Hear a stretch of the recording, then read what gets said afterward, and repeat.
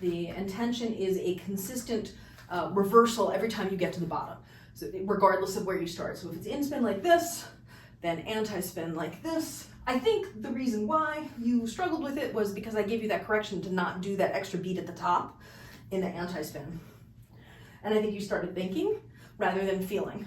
Because before I said anything, you were switching every time. So this is the pattern.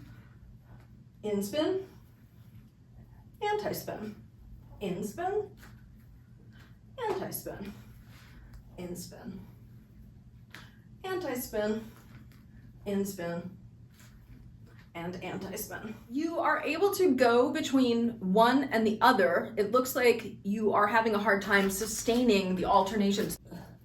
You sometimes did it like this, where you went anti-spin twice, and then reverse,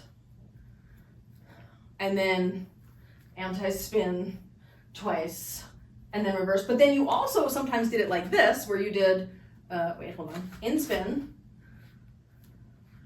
then anti-spin, and then you did extra beats down here before you went back to your in spin, right? And then I saw you also do one where you did in spin twice, boom, boom, boom, boom, boom, boom, boom, then your anti-spin,